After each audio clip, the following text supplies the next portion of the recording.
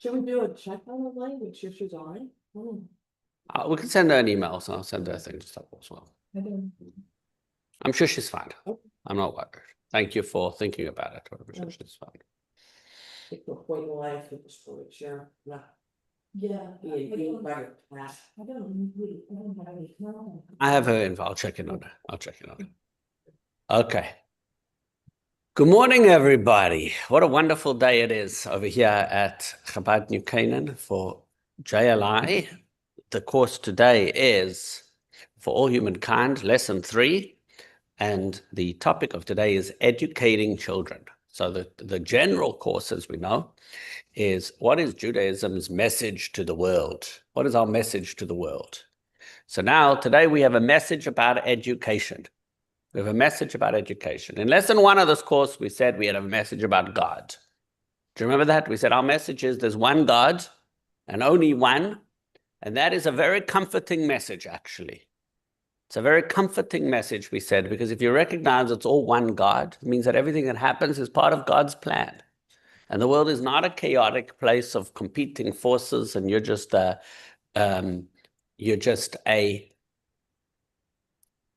minor creature at the whim of the gods that are fighting over you, which is what ancient cultures believed. But actually, we're very important humans sent down to earth to make a home for God. There's one God, and all the things that happen in our life, both the easy things and the hard things, are all part of the divine plan. And sometimes we understand what God wants, and sometimes we don't. But everything we do is meaningful, and everything we do is important. And that was the message of lesson 1. Right? Remember that, Elizabeth? Vaguely. You go back and look at the notes. Lesson 2, ladies and gentlemen, we spoke about the importance of morality that is based in God. If people start making up their own morality, we lined up with the crazy stuff that you see in the world today, where people think that supporting terrorists is good and the people that are defending themselves against the terrorists are bad. You land up a situation where Nazi, Uber culture, whatever, thought it was good to murder Jews. You land up with craziest stuff. And so lesson 3 today, ladies and gentlemen, is about education. Now, lesson 2 and 3 really flows from lesson 3 flows from lesson 2 conceptually and structurally, because just as morality has to have an idea of God, education also needs to include teaching our children about the fact that there's a God.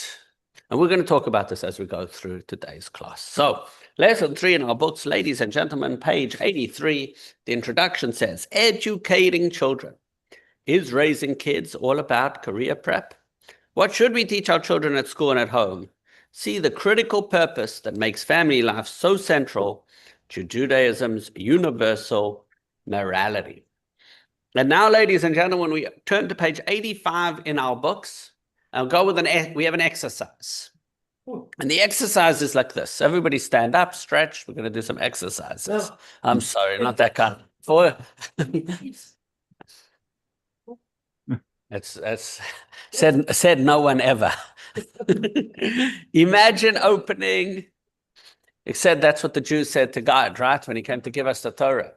Imagine opening your inbox and seeing an email about your child, or perhaps a niece or a nephew, or a student you mentored, someone whose life you helped shape. Now imagine 2 very different versions of that email. Scenario A, the email contains a PDF of the latest issue of a prestigious business magazine. On the cover is this child whom you helped mold. The headline reads, "The Titan of Industry." You open the article and you read a whole article praising the person, what an incredible business leader and how successful they are and how much money they've made, and they're the best and the best and the best. And the second paragraph on the bottom right there says, "Yet, success at this altitude comes at a cost. Former partners have filed multiple lawsuits alleging breach of trust and questionable business tactics. On the personal front, this is their 4th marriage, etc., etc." So, richest man in the world, very, very poor personal life. That's the one email. Or woman, or woman, or woman. Richest woman in the world, exactly.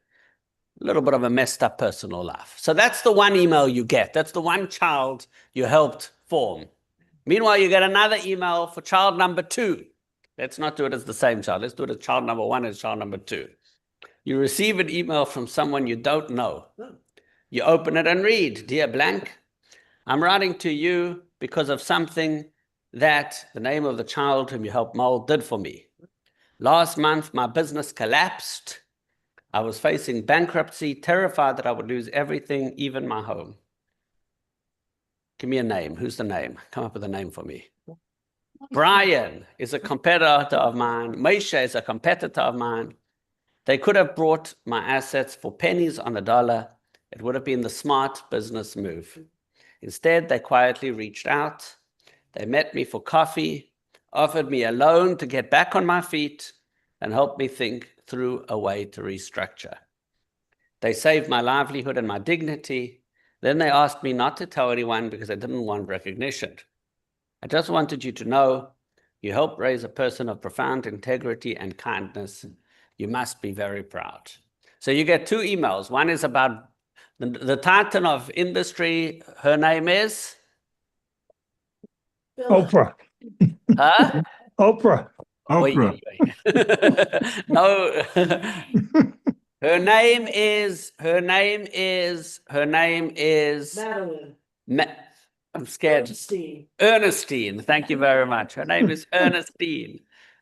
And the mensch is Meisha. Meisha the mensch. Which one gives you more nachas? Moishi. Meisha doesn't have nearly as much money as Ernestine.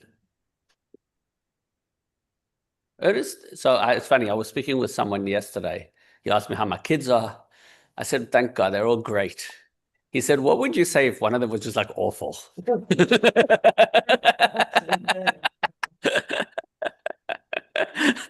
They're mostly great. They're mostly great. Well, what did your parents say? Very good. Very good. That's a good answer. I'd just say what my parents used to say. Mostly good.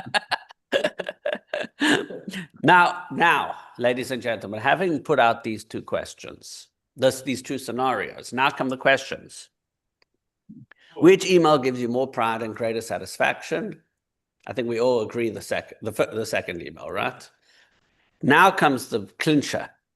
In the day-to-day rush of life, which future are we actively training our children for? Are we teaching our kids to be like number 1, or are we teaching our kids to be like number 2? What is the educational system designed, and what are we doing as a system, as a society? So, ladies and gentlemen, today's lesson is Judaism's message to the world.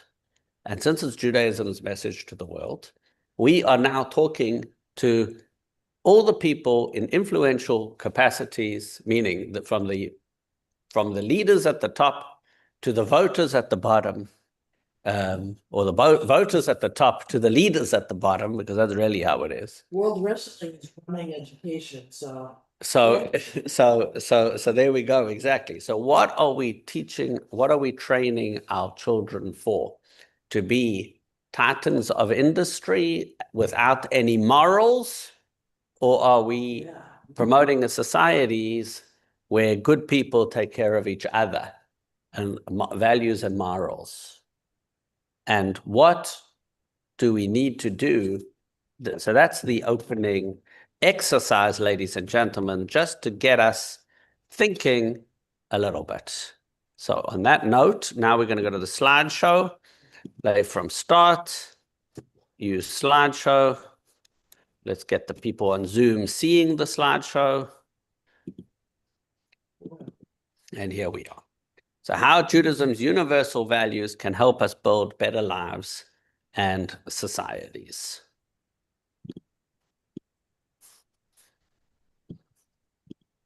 And lesson 3 is about educating children. Lesson 1 was about who, and we said we got to put God at the center of everything. Lesson 2 says, well, what does God want us to do? We said there's a divine moral code. Lesson 3 is, how do we now make a decent society based on that? And the answer is, of course, that a decent society begins with proper education. That's how do you make sure that the world is going to be the way it needs to be in the next generation? And the answer is with good education. That's the answer. Education is key, ladies and gentlemen. So therefore, that's something we have to think about in everything we do. And we as a society are responsible to make sure that the educational system, you know who pays for the education in this country, in this town, and in your town, and wherever you live? The taxpayer, the people pay for the education. In a way, the most important election that we have to deal with is the Board of Ed. If you think about it, everybody spends so much time worrying about the president. He's less important in our communities than the Board of Ed. And who's really involved in the Board of Ed? People. I know, but which people? Who's taking notice? Do you know who's on the Board of Ed of Stanford? We know who the president is? Good. President of the country? You heard of him. Okay. Scenario A, scenario B is what we hope. Okay. So which do we prioritize? We know. There's values, morality, character, education, achievement, income. Let's see. What do we value in all these things? So Elie Wiesel, fascinatingly, always quote Elie Wiesel, text 1 in our book. Great quote from Elie Wiesel. It's a very sad quote, actually. Everything with Elie Wiesel is always sad. Yeah. Not always, but usually. Yeah. Elie Wiesel, the darkest day in my life after the war, the darkest days in my life after the war, but when I discovered that most of the members and commanders of the Einsatz group that were doing the killings, not even in the gas chambers, but killing with machine guns, had college degrees from German universities and PhDs and MDs. I couldn't believe it. What do you mean, I thought? I thought that culture and education are the shield, and educated persons cannot do certain things. And there they were, killing children day after day. So, ladies and gentlemen, much of today's class and much of the texts from today's class come from the teachings of the Lubavitcher Rebbe. And the Rebbe was very, very involved in shaping educational policy in the United States of America. He put a tremendous amount of time talking about general education, not just Jewish education, but just education as a whole. And this next talk, it's a transcript of a talk given by the Rebbe, of a speech. And this is a speech the Rebbe gave. It was actually on his birthday in 5741, which was 1981. And the immediate events that were happening in the country right before this particular speech were that Reagan was almost assassinated by, Hinckley was his name, correct? Yeah. And the Rebbe spoke about what kind of a system is generating people that would attempt an assassination on a president.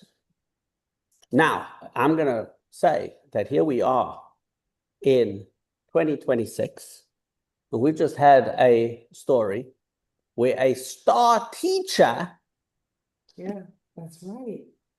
What? as one of the best, Right. there was just an attempted assassination on the president's life 2 Oh. weeks ago. And who did it? And who did it?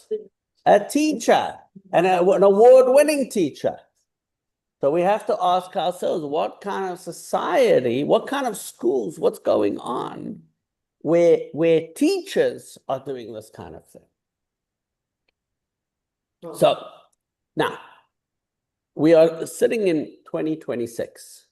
This particular, some of the ideas in the talks of the Rebbe are from 1981. The Rebbe's talks were in 1981. This talk was in 1981.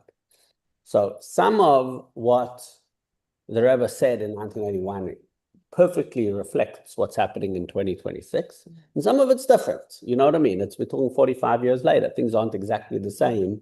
But some of the ideas are timeless. So we're going to see, and as we go through it, and more than that, as we build a educational system from fresh, right? Because that's what we're going to do today. We're going to fix the whole educational system today. As we build our new educational system based on Judaism's vision for the world, we have to make sure that we set it up exactly the right way and not the wrong way. Last week, Rachel pointed out, and it was, I think, the most powerful thing that was said in last week's class. You can tell Rachel I said that, Bob, that we don't have to look to Nazi Germany to see the craziness in education. Just look at what's happening in campuses today. I said this a few minutes ago, right? With people literally protesting against people defending themselves and supporting the terrorists. I mean, it's literally an upside down world. So we have to make sure. And there are two parts to this. The two parts. One risk is if there's no moral education in schools. If you're not teaching any morality, you're going to have a big problem. The other risk is you're teaching the wrong morality. So the goal here has to be, and I know Jerry, we had a conversation about this a few weeks ago, and Jerry said he pointed out that the problem in schools today is not only that they're only doing career prep. Part of the teachers is when they do teach morality, it's crazy, some of the morals that some of these people are professing in the schools, right? So what we have to do is you can't throw out the baby with the bathwater. So it seems to me that what the Rebbe was addressing in 1981 in this particular talk was a notion that must have been popular then. Some of you may or may not remember this. But that that schools, morality doesn't belong at school.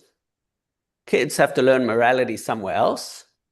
And in the schools, they're going to learn about, how to prepare them for their careers and all that kind of stuff. And that the Rebbe is going to negate in this particular talk, because he's going to say the most important thing we have to teach kids is how to be good people. That's the most important thing we have to teach in the school. If the problem is, and it could be that message gained traction, and over the years, people started deciding that we have to mold the character of kids, and some school districts are doing it in the craziest ways. And I think that's become a new risk. So we're going to address both issues today. To say, number one, there has to be morality in the schools. Because if not, you can land up with the worst kind of society. But if you're going to do morality also has to be done properly. And then, so the question is, well, how do you deal with it if you don't have religion in schools? Because we know we do have this concept of separation of church and state in America. So we have to address that issue as well. So we're going to address all this, and the philosophy, the thesis for today's class is based on the teachings, the vision of the model of education that the Lubavitcher Rebbe had. Now, I'm sure not everybody in the world, you know what I mean? Some of the things the Rebbe said and his vision for education was in some ways controversial, but as the Rebbe's ambassador in New Canaan, Connecticut, I'm here to present the Lubavitcher Rebbe's view on how public education should look as a way of preparing society for a better world. I can tell you one thing. The other options aren't working so well. So let's look at the Lubavitcher Rebbe's vision for public education. So the first thing the Rebbe we're going to present based on this is that a valueless education, an educational system that doesn't contain values and morals and shape character, would be a terrible, terrible thing. That would be a terrible, terrible thing. So let's read a transcript of the Rebbe's talk, page 91. Modern secular education is built on the assumption that the main goal of school is for children to gather knowledge across many subjects. Whether or not this is the fact today, I don't know. But certainly when the Rebbe spoke about this, that seemed to be the case. But what it often fails to teach, and by the way, it's still the case, and I'm going to prove it to you how it's still the case, because I had a conversation with a colleague of mine last night who's pointed out something to me so mind-boggling and so amazing that it changed my whole view of education. I learned something last night that is the most amazing thing, and I'm gonna show you something that not one of you learned. One of the most important things in education, in school, and that a society that doesn't learn this just can't survive. Wait, you're going to learn something amazing today. Jerry, you ready for it? It's going to change your life. Okay, sounds Again, good. your life every time you come to one of these classes. But how does Peggy handle it? Every time he takes a class, it changes his life. She ignores it. She's very good at she's very adaptive. Modern secular education is built on the assumption that the main goal of school is for children to gather knowledge across many subjects. So they spend the whole day learning science and math and history and biology and all these things. But what it often fails to teach is the most important point of all, namely, what all that knowledge is for. Education isn't meant to create informed people who can speak intelligently about many fields. It is meant to produce a life of real goodness. Goodness for oneself and goodness for others. In practice, the system often trains students to view learning mainly as a tool for personal advancement. For personal advancement. They learn in order to build a career. Why do you have to go to school? So why do you have to do well at school? So you'll get into a good college. Why do you need to go to a good college? So you'll get a good job. Why do you need to get a good job? So you'll make a good living. Right? So you'll have a lot of money so you can live comfortably. Who's it for? What's your whole life for? For you. It's for you. It's for you. It's for you. They learn in order to build a career, gain status, and prove their own abilities. You'll be the best person that you can be. And when education is framed that way, it naturally breeds self-centeredness and narcissism. Schools tend to operate as if their responsibility is only to provide information, while the shaping of the student's character is not their job at all. But that is backward. The true core of education is teaching a person how to live properly, how to act with integrity toward others, and to recognize that this is what is genuinely good for them. What that moral purpose is missing from the vision of education, the education itself becomes the root. When that is missing, then the education itself becomes the root of harmful and misguided behavior. The whole source of all the self-centered narcissism is an educational system that says that it's all for you to get the most, that you'll be the best that you can be and have the best you. We're training a society of narcissists. Well, that's what we have. In a letter, in another talk, around the same time, a few months later, the Rebbe said, you don't have to teach a child to go grab other people's belongings. You don't have to teach a child to steal. Right. All you have to do is raise them to believe that it's all about them. Me, myself, and no one else. That mindset becomes the perfect setup for everything that grows out of it, as we see in real life. Educate children that way, and you're basically raising thieves and robbers. If you educate narcissists and you tell them it's all about them, then there's nothing that won't stand in the way of their own personal success.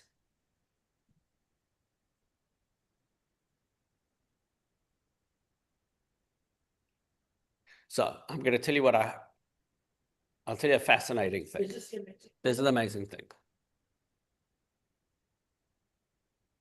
A colleague of mine said to me last night, we were talking about the class, he said, when we went to school, we studied Talmud. Study what? Talmud. But when you study Talmud, you learn all about the laws of theft and what is theft and what isn't theft. You learn all about how to pay, damages for things, what's damages, what's not damages. Every schoolboy learns about, and every schoolgirl learns law. We learn law. The traditional Jewish educational system involves a tremendous amount of learning of the law. He says kids in American public schools they don't study law. They study math, they study science, they study biology, they study history. They don't study law. They don't know anything about the law. Some go on to college and then go into law, become lawyers, and they become interested in the legal process. But kids, whatever, some go to jail, but nobody studies law. That's what he said to me.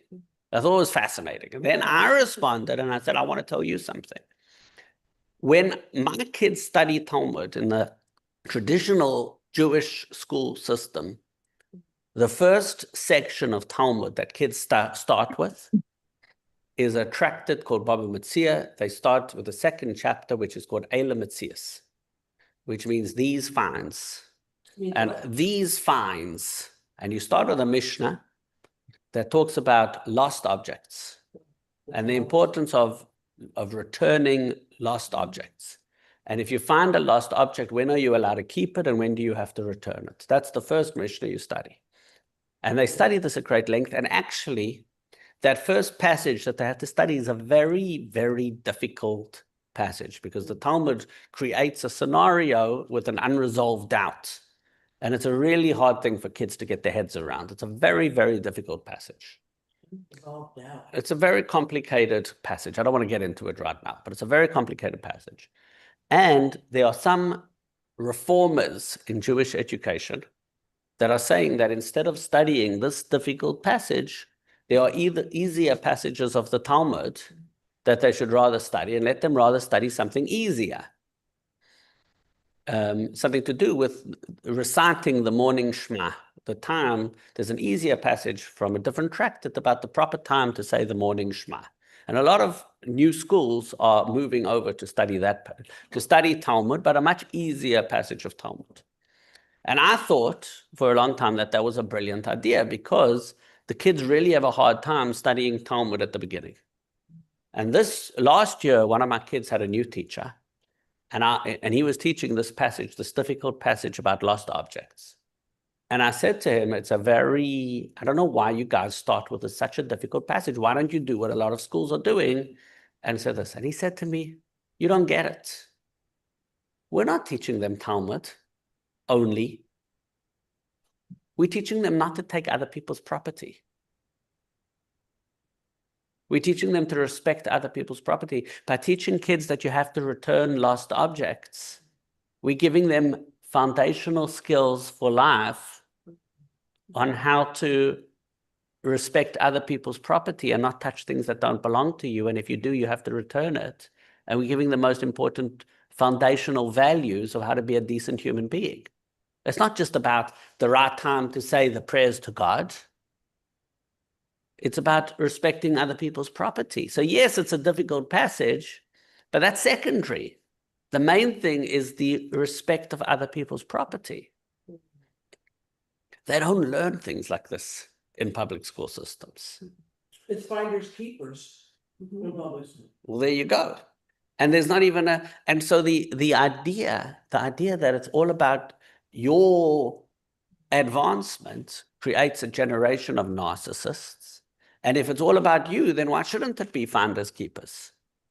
Right? Mm-hmm. And if somebody steps in your way, so push them out of the way and do what you need to do. And we call that ambition.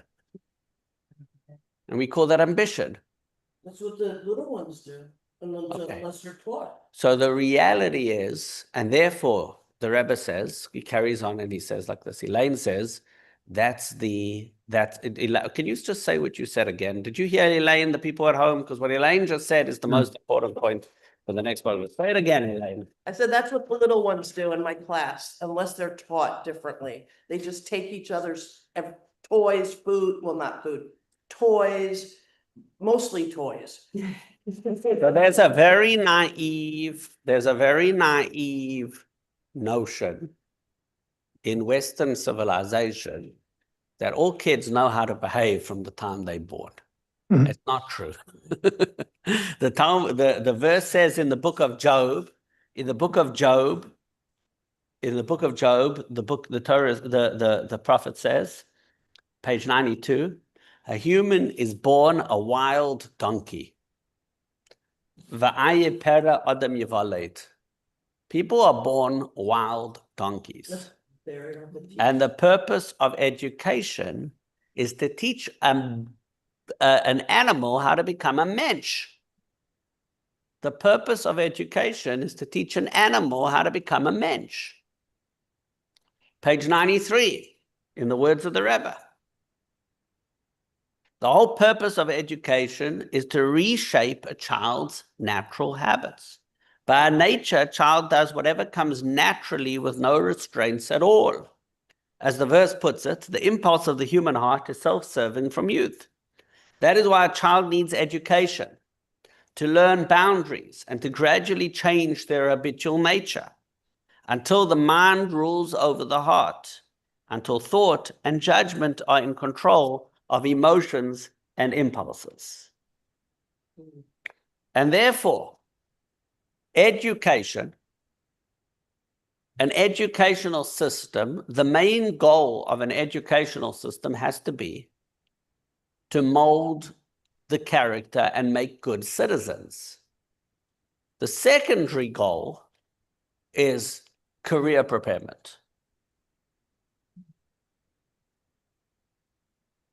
The main thing is to make good people. The secondary goal is everything else. All the other stuff comes next. Now, the question then becomes, well, how do we make sure that we don't have a bastardized form of morality that allows all the other kind of craziness that happens in the world? Any questions or comments, ladies and gentlemen? From the folks at home or from the people in the room? No comments, no questions. Well, it'll help me in my teaching. Yeah, of course they naturally are wild animals, and your job, and you will, slowly but surely, we're teaching them how to become You mentioned. just have to feed it.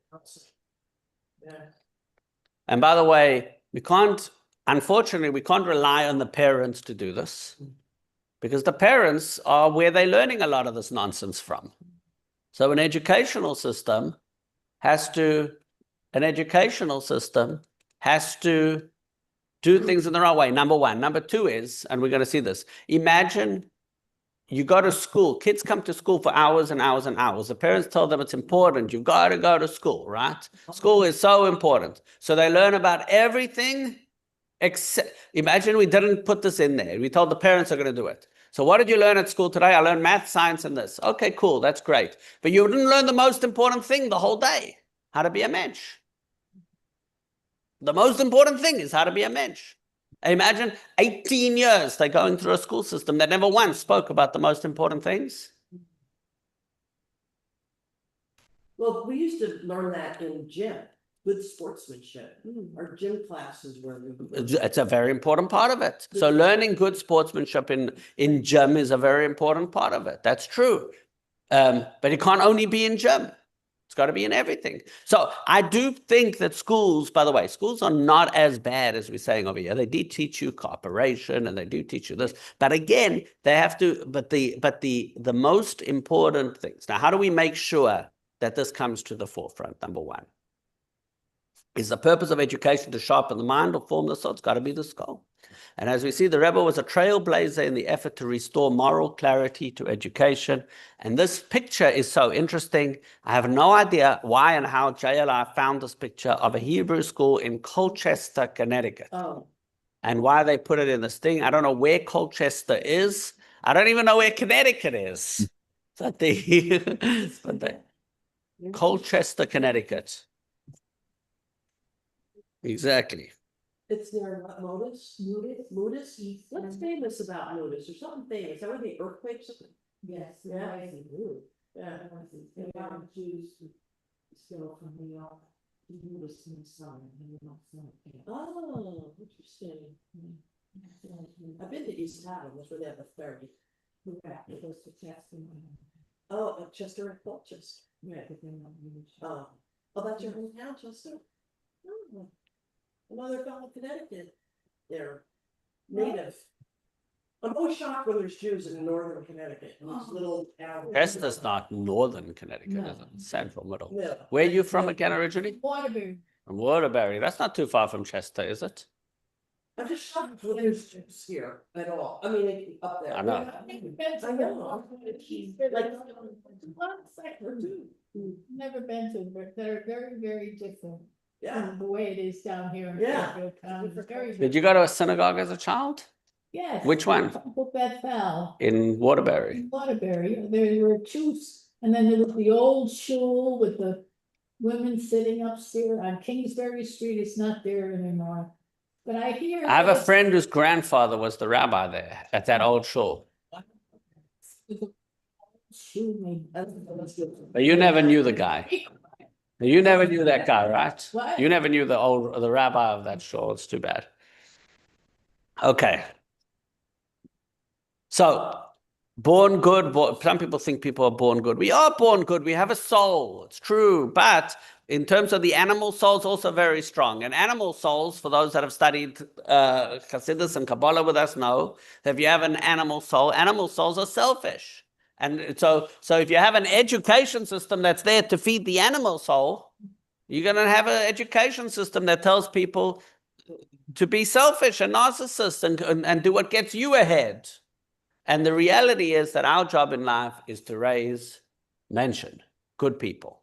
And that has to be, everything has to deal with that, including the education system. So when you're talking about Jewish kids, every Jewish kid should go to a Jewish day school. And a Jewish day school. Every Jewish kid should go to a Jewish day school so we have to find a way that every Jewish kid can afford a Jewish day school, and Jewish day schools have to accept every kid, and they shouldn't have to pay them any more than they have to pay. And if they have to raise more money, they have to raise more money. If people have to give more money, they should give more money. But we have to make sure that every Jewish kid can go to a Jewish day school, and that's the way they'll get the best Jewish education, and they will feed the godly soul, and they'll learn Mishnah, and they'll learn Talmud, and they'll learn this, and they'll become the best people that they can possibly be. And that's what we have to do with every Jewish kid. Now, but what are we going to do with the general society as a whole? So there's two options. One option is we should allow private schools. We do want to keep a separation of church and state. And we do want to, because we want to have a separation of church and state, so probably we don't want the public schools to be religious institutions. So if there are religious private schools, by the way, and this is part of how we solve the Jewish day school tuition issue, is that people should be able to get whatever government funding would have gone to secular education, let it go to a private education, not more, not less. There's no reason that kids that want to go to a private school shouldn't be able to get whatever government money would have gone into a public school. Let the parents choose which school they want to send their kids to. School choice, let the kids choose. There's no reason there shouldn't be school choice, and it's becoming, the laws in America are changing in this direction. A lot of states have put this in place. Democratic states have put this in place. Republican states have put this in place. It's going to be happening on a federal level starting next year, but more. There's going to be a way of government money being able to go towards public schools. And that's a way, and then public schools can decide, public schools should teach them about God in just the right way and form the characters and all these things in just the right way. And it should, private schools should do that. Private schools should do that. As for the public schools, which are not religious institutions, so as a society, we have to make sure that the public institutions are also teaching the basics of morality in the best possible way. Now, the problem is, in lesson 2, we spoke about the fact that if you have, in order to teach morality properly, in order to teach character, and the principle of character and what's right and what's wrong can only come from God. Because if people start making it up, they start making up all kinds of nonsense. So the good news is God gave us a Torah, and he told us what's right and what's wrong. And that has to be the basis of how we form the character, the messages about character in the public institutions. So how do we form the basics of character? So that has to be formed about God. The problem is, or the challenge is, how do we do this without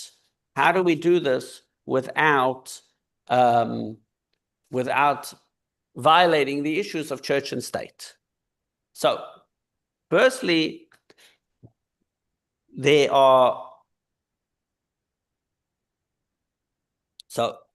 we'll deal with church and state in a second. But imagine that everyone was going to religious schools for a second. How to deal with this in public schools, we'll deal with in a second.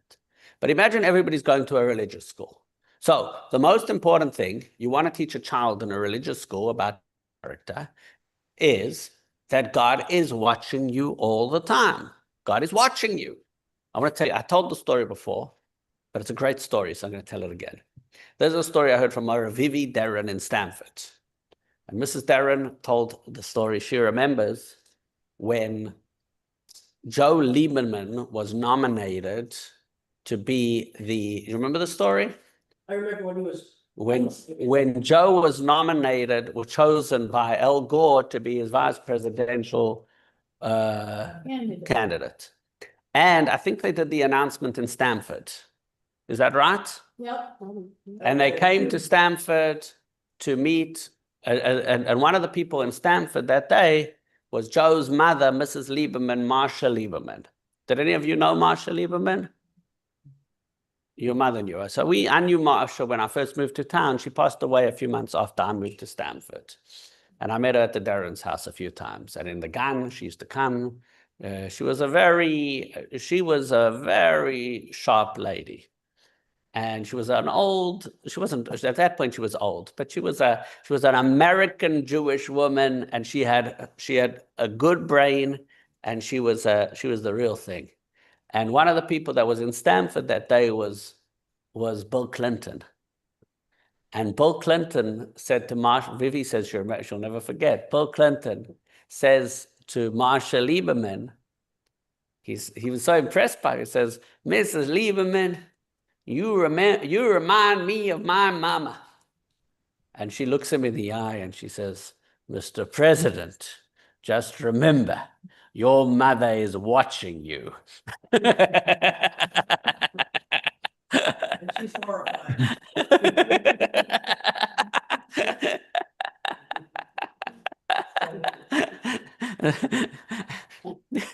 And it was a message he needed to hear. Okay? This is a message children need to know. You are being watched. God is watching you. They're up above. So the Mishnah in Avos and Ethics of Our Fathers says, page 90 in our books, reflect on 3 things and you will never do wrong. Know what is above you. That's it. There's 3 things above you got to know about. There's an eye that sees, an ear that hears, and a record in which all your deeds are written.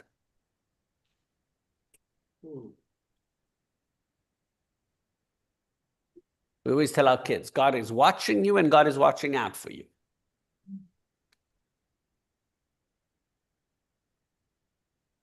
I don't think the parents say that so much anymore. And this explains a story of Rabbi Yochanan ben Zakkai. Page 97, when Rabbi Yochanan ben Zakkai fell ill, his disciples came to visit him. Bless us, masters, they implored. He replied, may it be God's will that you fear heaven as much as you fear human beings. Is that all they asked? We only have to fear God like we fear people. You think you'd have to fear God more than you fear people. If only you could achieve that, he responded. You can understand its importance when a person is about to say about a sin. They think, I hope no one sees me. People say, I hope nobody's watching me when I'm about to do what I do. God is watching you. Even Moshe Rabbeinu looked left and right before he smoked the Egyptian. I'm not sure if he was worried. Yeah, that's true. But he wasn't afraid of God. He was doing the right thing. Okay, so know what is above you. So on this topic, ladies and gentlemen, because of the issues of church and state, the Lubavitcher Rebbe came up his approach was that the best way of dealing with this is to have a moment of silence in all classrooms. And we're now going to watch a video about the Rebbe's campaign for a moment of silence. This is something the Rebbe strongly believed in and felt would help education tremendously in our country. And we're going to watch a video about this because here we are.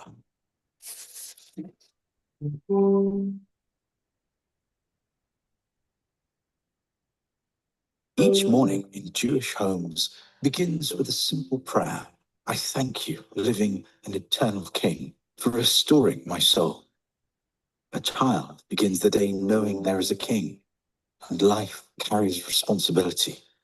American schools once opened with prayer or Bible reading, but in the 1960s, Supreme Court rulings ended state-sponsored religious expression in public schools. A Supreme Court decision that a New York school prayer violates constitutional separation of church and state. The Lubavitcher Rebbe saw growing danger. Der Kind bekommt sein Ikerchen in alle Unionen, nicht nur wenn geht zur Wissenschaft, zu Ideen, nur bei Iker, wenn geht, was soll sich aufführen mit sich allein und aufführen sich mit den Menschen herum sich, bekommt das durch der Anhoge, was sieht in Beisevi, hat nur gestellt an mechizische Barsen. Und wir lassen nicht alleine Soldaten der Monnen, kann sein am Baal Madra, Achigor, und hat noch die Pschiere, ich nutzen das, auf zu massigen die Welt herum sich und zu massigen sich allein eichen. Und teilt, dass es sein persönliche Sache. Sagt mir mit einer der Ewigster, sagt die Idee. Sagt hat keinmal nicht gehört. For seine alle Jahren in public school. The Rebbe insisted, before success comes character. Jeder wird ein Doktor, jeder wird ein Lawyer, ist noch mehr wichtiger. Soll wissen sein, dass zum allen Menschen ist ein Mensch. Society's safety depends on awareness of a higher authority. Der Resort von jeder Chinuch ist, nicht ein Heilig wie Gott oder Heilig wie Bestanden, als da an eine Reihe wesentliche Maß bitmidig. Das ist so viel von Pikuach nicht forschen. Und sie können es wachsen, an Nefisch und an Nodom, und sie können es wachsen, an Sami, was wird nicht sein, die Mechaine forschen, ist nur der Hebech Adon, Rachman al-Islam. But this awareness must begin early. Noch darum, wie schon noch gelebt an Meschech Jahren und sich noch gegeben und gefühlt sich, wie dem kommt es, wird es dem der Tewe seiner See, was dem Kieber machen soll sich auch nicht rechnen mit der Zweiten, ist das eine von den schwersten Sachen. In the early 1980s, the Rebbe began promoting a solution that respected both faith and law. A daily non-sectarian moment of silence in public schools. Wo das die Meile schein der Erde von einer Regel של Sisiko, wo demol gibt mir das selber zu den Eltern. Und biachad im See wird sein bewohnt der Kesche, der Verbund zwischen den Talmiden und Talmidis mit ihren Eltern. Und sie werden sehen, dass die Eltern beide nicht nur versehen müssen, Gashmi. Und der Fall gibt mir sie mit, auf der Lunch, wie kann jetzt diese Loschen Linie, nur mit Bewohren Teche, der müssen ruchig verloren. Ich hasse sich reden wegen sein Kind. Soll Mann sagen, soll trachten wegen Zedek für Jesus. Da verlernen, als Torn zu nehmen, das, was gehört als zweiten Kind. Und Torn top nach dem zweiten Kind. Nie der Fall, was hat, mehr als der Fall wird nehmen, meine ich sagen. nur der Miet hebt an sein Tod, wo ein Mensch betracht sich, als können überfliehen. Beschaß Chanech nah und Kind weiß so viel mit einer Mechanik und erfahren noch jeder, der wird lernen, der alle Unionen, wegen welchen wir lernten, zu lieben Unionen, Schaltejeles Gashmis, wird und verbinden sich mit Nebesten, alledem schaffte, und sie tut die Piulo. During the next school year, a new state law will require students to start their day by taking a minute to pause. Today, the moment of silence is legal in all states, mandated in many, and encouraged in many more. Und wie schaß mir sagt dann den Talmud mit Talmide, a der Rebischter ist Ätzem Hatei, und hat eine neue Reihe wesentliche Maß, und will sein, der ist gut, oder dem Kind, und das sind die Sachen, Chanechle nah, aber heute wird es Kinder, und sie werden dann noch erwachsene Menschen, nicht in Heiß und Jung. House Bill 2707, the law of the land, and a moment of silence for all of our children in all of our public schools. Thank you all.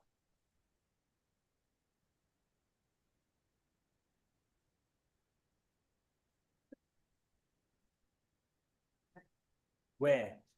My granddaughter told me, just this week, that a boy beat up another boy on the school bus going home. Something happened, and, seriously, had a black eye, Oh, yeah. you know, it was terrible.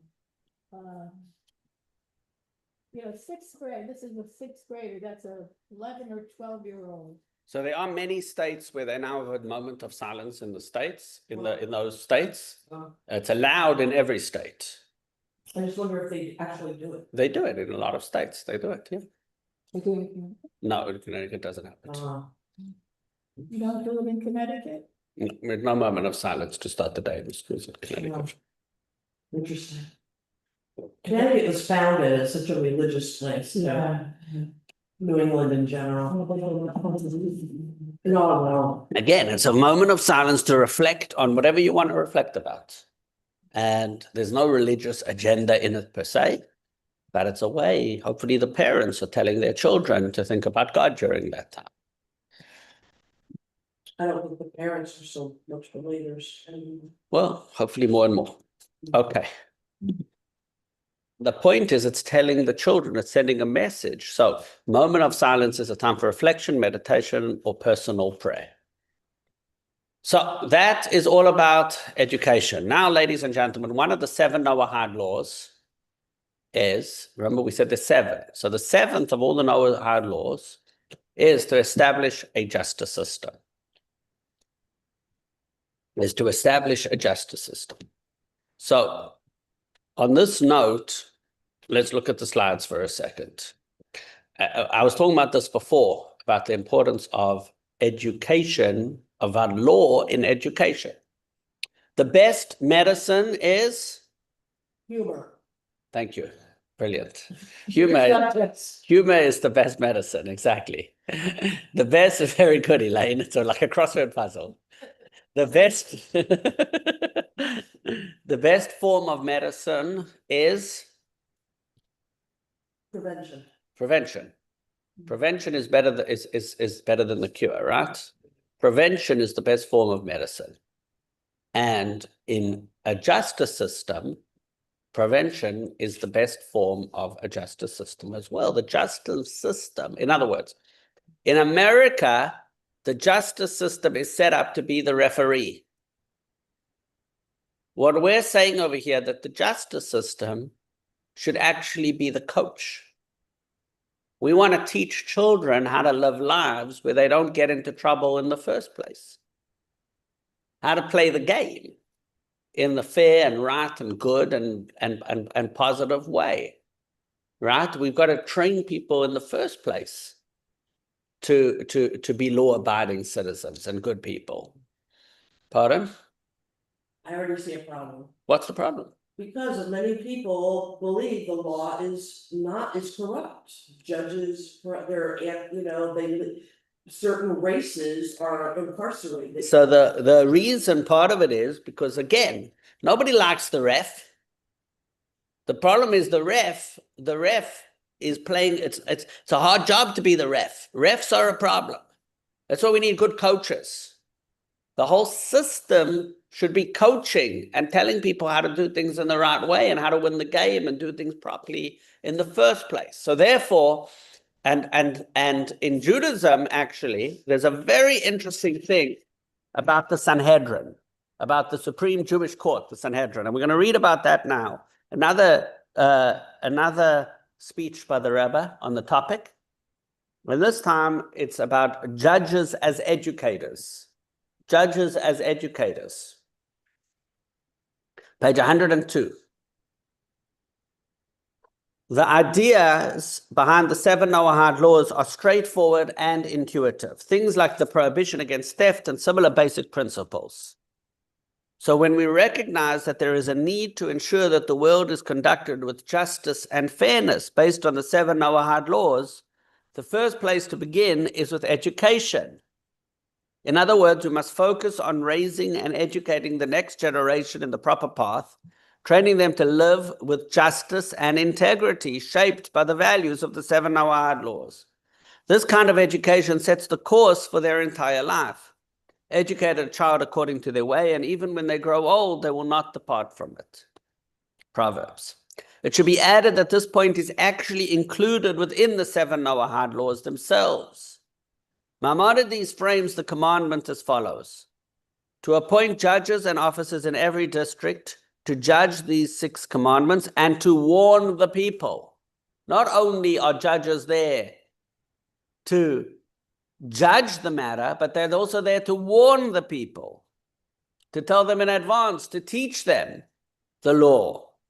This parallels what we find regarding the Sanhedrin, the judges of the Jewish people, about whom it says that they were expected to be ready to travel from town to town, making rounds through the cities of Israel to teach the people. In other words, their role was not only to adjudicate disputes, but to ensure that the entire nation conducted itself properly, which at its core is the work of education. Education has to teach people how to work, how to keep the laws, what the laws are, how to work within them, how to respect property, how not to damage property. Back to the law. And the justice system has to be involved in this. Not, in other words, there's an artificial, do you understand what I'm saying over here? The judges, when last did a judge come to a school? I'll tell you an interesting thing. My mother-in-law told me, she's a therapist in Pittsburgh.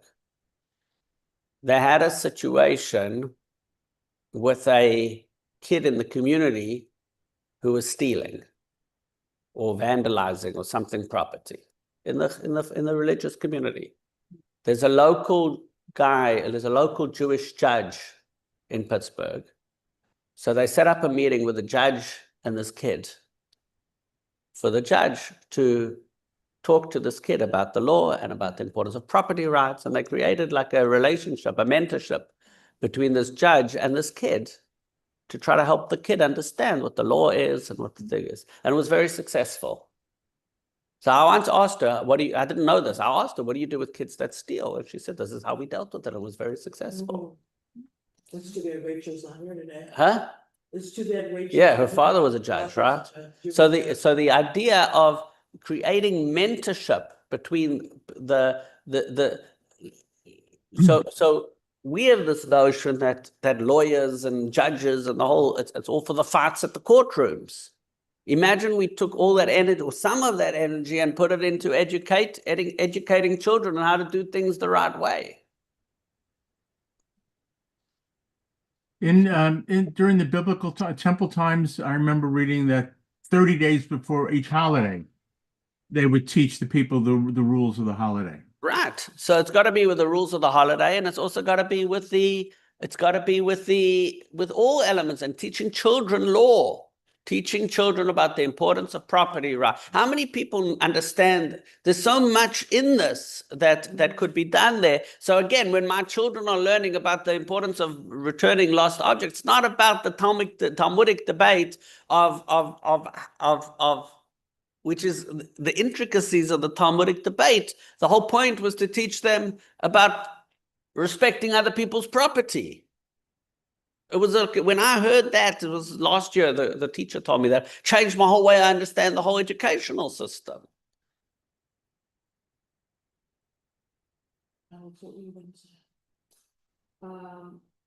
Yeah, but what I was wondering is, do we want to get the judges to teach the teachers, or do we want to just incorporate judges about the teaching of the law as another? I'd say both. Why not do both? Let's do both.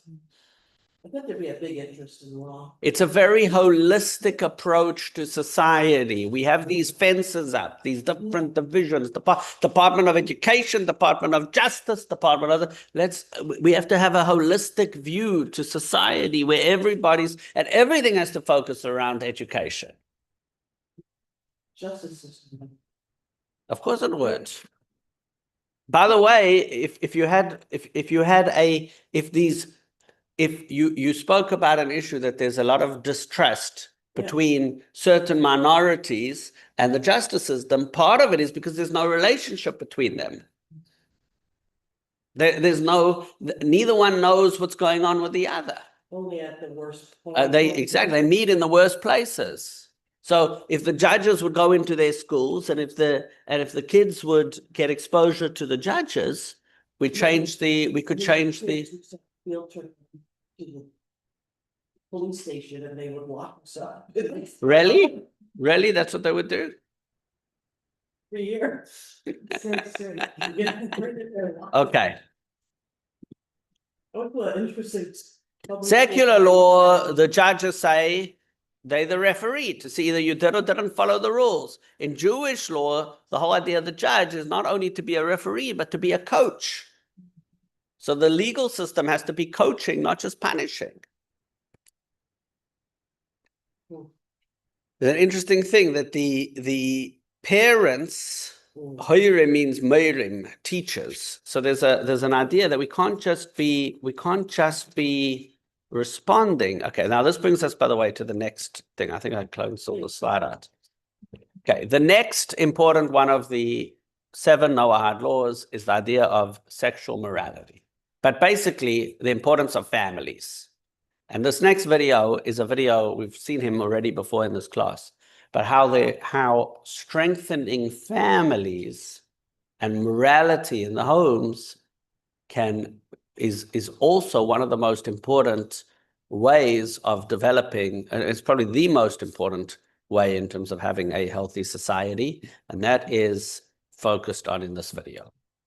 Oh, sorry, it went to the end. Let's go to the beginning. The way the Torah would envision that we would minimize crime to a very great degree. Back to the beginning. The way the Torah would envision that we would minimize crime to a very great degree is by creating strong families, loving fathers and mothers who care with their children, who give their children a meaning and a purpose and a mission in their lives. And even sociology has shown the same thing, but really it's the wisdom of the Torah way before sociological studies. And that is, when there are strong, loving families who teach morality and ethics, and not only teach it, but live it, there simply will be much less crime because people are growing up with a transcendental meaning to their lives. And of course, that has to be mixed not only with rules, but with love, care, compassion, and concern. So really, if we strengthen the family and we strengthen the moral values of the family, I think the issue of crime will take care of itself, and we will need far fewer policemen and far fewer prisons than we presently have. So, of course, strengthening families is one of the most important things that we have to do. And strengthening families happens on many levels. One level is we have to teach parents how to be better parents. Anne Frank, they found a quote here from Anne Frank, which is interesting. A little, we all know about Anne Frank. So page 106. And here she complains about her mother. I'm not here to bash mothers, but Anne Frank has a good quote. As you know, she says, I frequently complained about mother and then tried my best to be nice. I suddenly realized what's wrong with her. Mother has said that she sees us more as friends than as daughters. That's all very nice, of course, except that a friend can't take the place of a mother. I need my mother to set a good example and be a person I can respect. So I'm sure she was a good mother, Anne Frank's mother. But it's a good sentiment. It's an important thing for mothers to know that a mother has to be a mother. Okay, so the idea that obviously in terms of everything we do over here, that parents are a huge part of the system. So it's not just enough to have a good moral society in all the other ways. Now, why am I stuck on this? How do I get to the next slide? I want to go to you. The way the Torah would I hate it when this happens. Come on. How do you get out of this? How do you get to the next slide? Oh, there we go. So a protective wall, the family, which is the nuclear, just like nuclear energy requires containment, so too a nuclear family requires containment, but also the relationships. One of the most passionate things in human life is I just studied in Maimonides the other day. He talks about the human urge, sexual urge. And he says that it's so strong because if not for it, people wouldn't have children. So it's there to make sure we procreate. But more than that, the idea, and therefore it's obviously this is an area in society educating where we have to protect, but mostly importantly, and the most important way to look at this is the importance of developing healthy and strong families, because that's one of the most important way of developing a strong society. So we have to develop and strengthen families. Okay, that's the main part of today's lesson, ladies and gentlemen. Any questions or comments? Oh, I'll just say that. So this was what I read this week in the Parsha, is that how the tribes camped, and they camped around the center. Right. It was that idea of protecting the. They camped around the tabernacle. So the center of their lives was the tabernacle and therefore God. And that's how we have to live our lives, that everything has to center around the core, which is godliness. Yes, Jerry? A couple of things. One, my daughter once brought a boyfriend home for the weekend, and he asked me, so what's your first name? I said, my first name is Mr. So I try to keep that barrier. The other point I would make is I'm very dubious about the ability of schools to teach morality. They are doing a terrible job at teaching the normal secular subjects. I think like 30-40% of the kids in this country are reading or doing math at grade level, and so leaving this to teachers, I think, is a very risky proposition. I am more comfortable with it being taught, in religious schools or by parents. So, it's definitely not. This is not. We're not saying that it should replace parents or religious schools. We're not saying that it should replace parents or religious schools. Absolutely.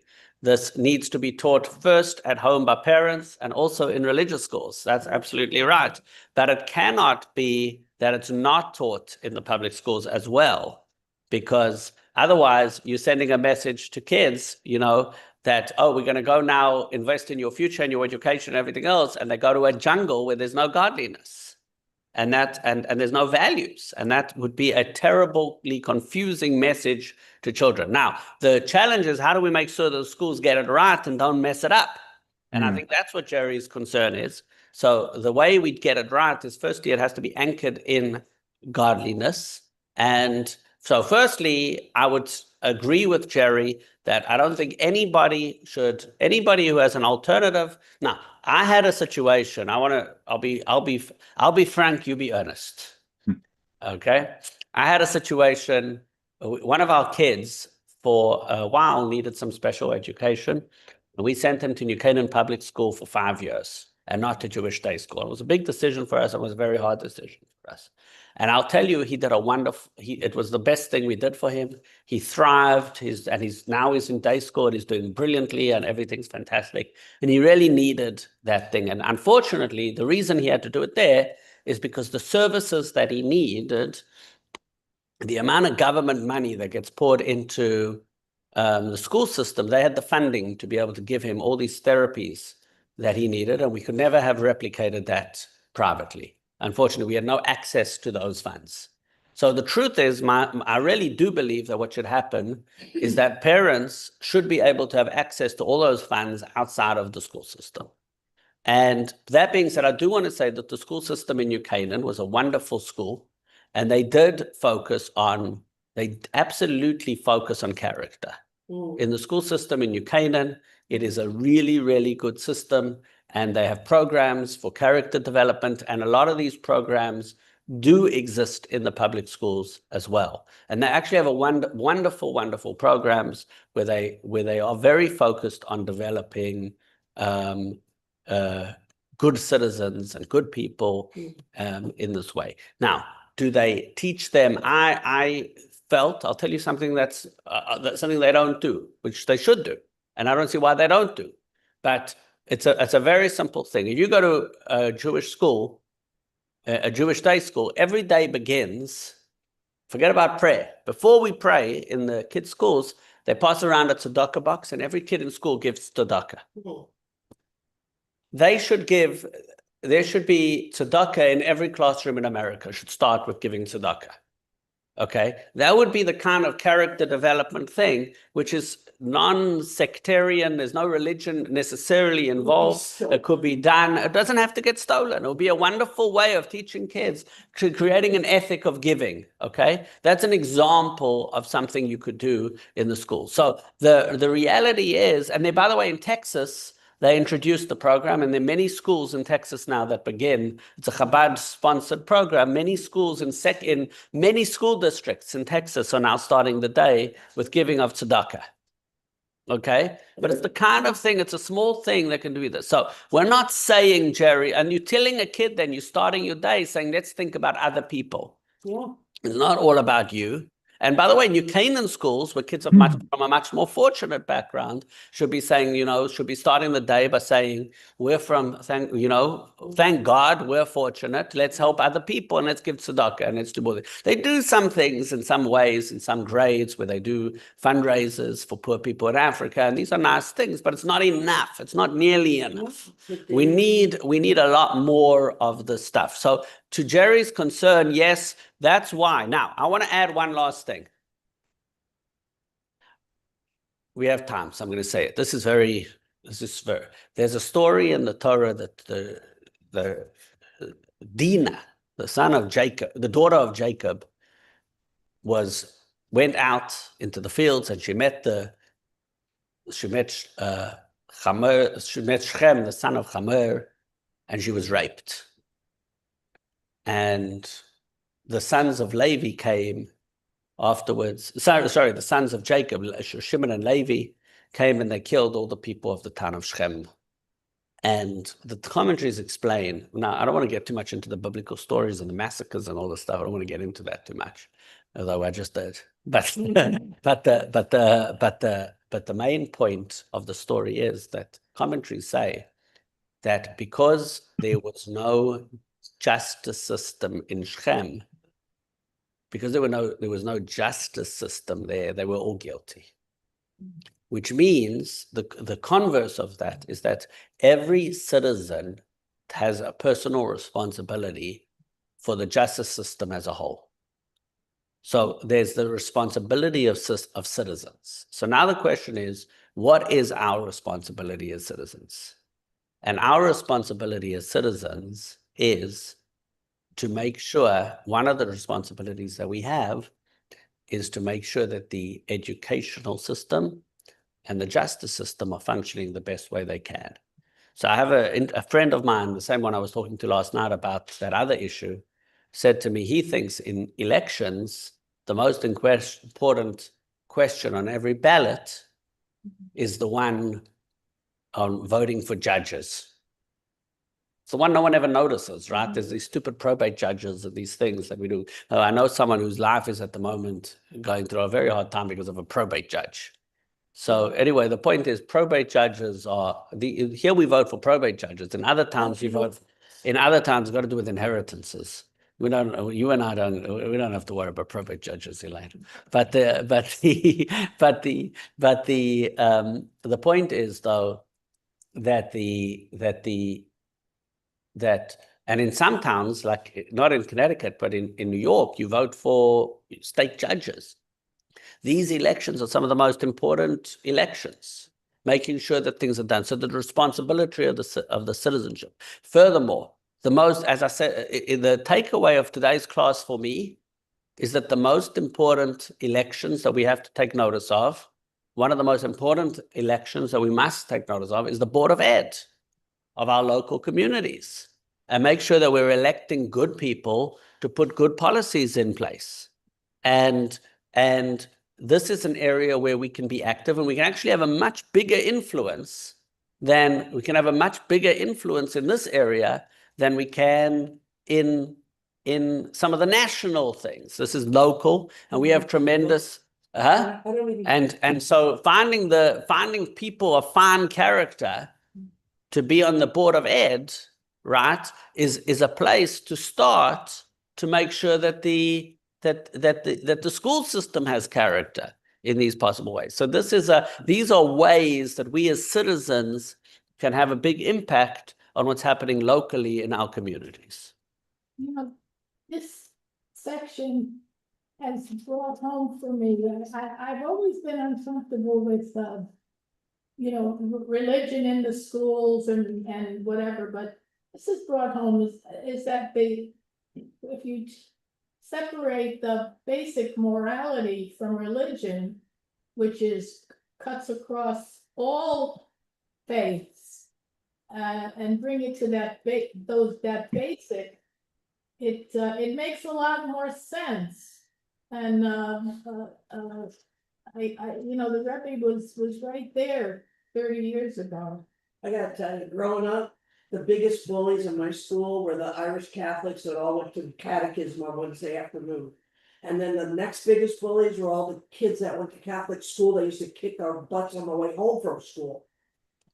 So I understand that, and what you're saying is a lot of things, and the institutional Jewish community has a lot of fear of religion for good reason, because Jews suffered for many years, thousands of years, from bad religion from other people. That being said, in 2026 in America, there are bigger threats than religion, than Christian Irish bullies. We have to worry today more about lack of values and a society that's crumbling. And yeah, we'll work with it. We have a way to deal with that also. We got to deal with them also. We're going to get them to be good too. But one takeaway from today's class, ladies and gentlemen, is we need to make sure the starting point is let's make sure to get decent people on the Board of Ed, right? In the next election in November, there's an election coming. And again, it's not politics. It's not Republican and Democrat here. This is about decent human beings, because these are the ones that are going to teach our children and educate our children. If they happen to be Republicans, you can vote for them if they're good people, if they're the best people. If they happen to be Democrats, we can vote for them if they happen to be the best people. You might not believe it's possible, but we all know that that is possible in our local communities. Okay, ladies and gentlemen, the key